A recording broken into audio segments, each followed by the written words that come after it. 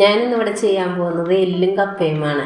അതിനാവശ്യമായത് 1 kilo എല്ലുകോട് കൂടിയുള്ള ഇറച്ചിയാണ് എടുത്തിരിക്കുന്നത്. അത് നന്നായിട്ട് കഴുകി ക്ലീൻ ചെയ്ത് നമുക്കൊരു കുക്കറിലേക്ക് മാറ്റാം.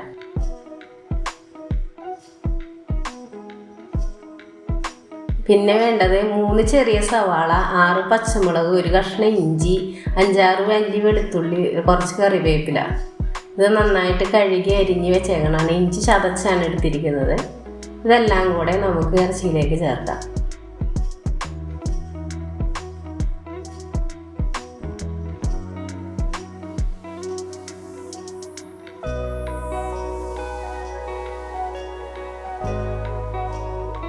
രണ്ട് സ്പൂൺ ഉപ്പും 1 സ്പൂൺ മഞ്ഞൾപ്പൊടിയും ചേർത്ത് നമുക്ക് ഈ ഇറച്ചി നന്നായിട്ട് കൂട്ടി തിരുമ്മി 1/2 ഗ്ലാസ് വെള്ളവും കൂടി ചേർത്ത് നമുക്ക് കൂട്ടി തിരുമ്മി എടുക്കാം. ഒത്തിരി കൂട്ടി തിരുമ്മാൻ പറ്റത്തില്ല, എല്ലാം ആയതുകൊണ്ട് കൈമയൊക്കെ കൊള്ളും. അതുകൊണ്ട് പയ്യനെ ഒന്ന് ഇളക്കി യോജിപ്പിക്കുക. നമുക്ക് മൂടിയെടുത്ത് അത് സ്റ്റൗമ്മ വെച്ച് ഒരു 5-8 വിസിൽ വരെയും വേവിക്കുക. 1 വിസിൽ കേട്ട് കഴിയുമ്പോൾ തീ ഒന്ന് സ്ലോ ആയിട്ട് വെച്ച് കത്തിക്കുക. ഞാനിപ്പോൾ എടുത്തിരിക്കുന്നത് 1.5 കിലോ കപ്പയാണ്. അതിൻ്റെ കഴുകി അതിൻ്റെ തൊലിയൊക്കെ കളഞ്ഞ് ചെറിയ കഷ്ണങ്ങളാക്കി നുറുക്കി നമുക്കെടുക്കാം.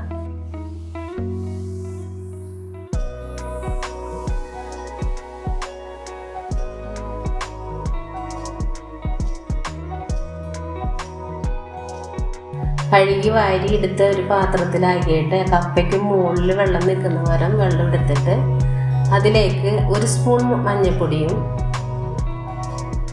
2 സ്പൂൺ ഉപ്പും ചേർത്ത് നമുക്കിതൊന്ന് വേവിച്ചെടുക്കാം.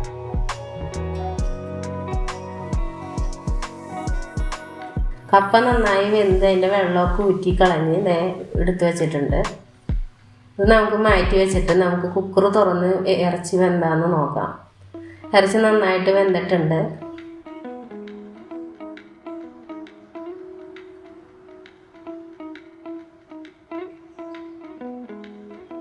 നന്നായിട്ട് വെന്ത് വന്നിട്ടുണ്ട് ഇറച്ചി. ഇത് മാറ്റി വെച്ചിട്ട് നമുക്കൊരു ചട്ടി എടുത്ത് അടുപ്പത്ത് വെക്കാം. ചട്ടി അടുപ്പത്ത് വെച്ച് അതിലേക്ക് വെളിച്ചെണ്ണ ഒഴിക്കാം.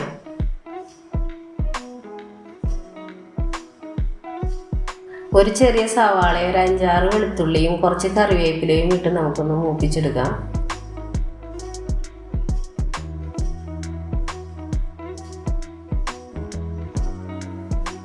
അര സ്പൂൺ മഞ്ഞൾപ്പൊടിയും 3 സ്പൂൺ മല്ലിപ്പൊടിയും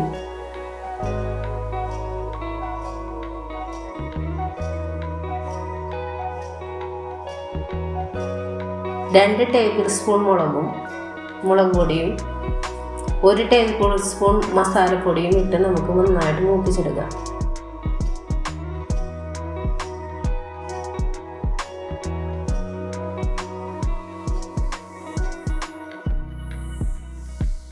ഇത് നന്നായിട്ട് മൂത്ത് വന്നിട്ടുണ്ട്. അതിലേക്ക് നമ്മൾക്ക് വേവിച്ച് വെച്ചിരിക്കുന്ന എല്ലും ഇറച്ചിയും കൂടെ കൂട്ടി യോജിപ്പിക്കുക.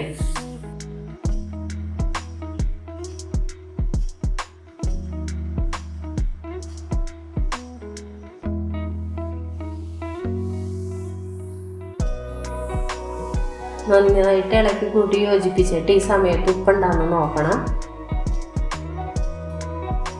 ഉപ്പ് ഇത്തിരി കുറവാണ്. അപ്പോൾ 1 സ്പൂൺ ഉപ്പും കൂടെ ഇട്ടിട്ടുണ്ട്. ഇത് നന്നായി തിളച്ചിട്ടുണ്ട്. ഒന്നുകൂടി ഇളക്കിയൊക്കെ യോജിപ്പിച്ച് നല്ലവണ്ണം തിളച്ച് അരപ്പൊക്കെ ഒന്ന് ആ ബീഫിൽ പിടിക്കത്തൊക്കെ വേണം തിളപ്പിക്കാം. നന്നായി തിളച്ച ശേഷം അതിലേക്ക് നമ്മൾ നേരത്തെ വേവിച്ച് വെച്ചിരിക്കുന്ന കപ്പ ഇടാം. ഇട്ട് നമുക്ക് നന്നായിട്ട് കൂട്ടി യോജിപ്പിച്ച് ഇളക്കിയെടുക്കാം.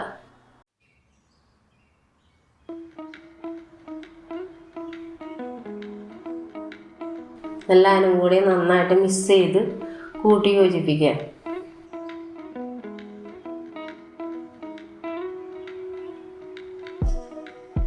എന്നിട്ട് ഒന്നുകൂടി ഒന്ന് ഒതുക്കി വെച്ച് നന്നായി ആ ഇറച്ചിയുടെ ടേസ്റ്റ് ആ കപ്പയ്ക്ക് പിടിക്കോളം നന്നായിട്ടൊന്ന് തിളപ്പിച്ച് ഈ സമയത്ത് ഒന്നുകൂടി ഉപ്പ് നോക്കാൻ ഒന്നിച്ച് ഇത്ര അളവ് ഉപ്പിടാൻ പറയാത്തത്.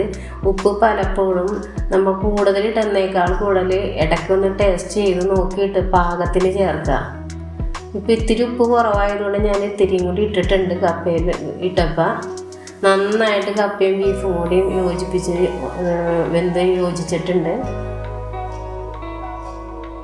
കുറച്ച് നേരം അങ്ങനെ കിടന്ന് തിളക്കട്ടെ. അപ്പോൾ ആ കപ്പയ്ക്ക് ആ ബീഫിൻ്റെ ടേസ്റ്റൊക്കെ പിടിക്കും.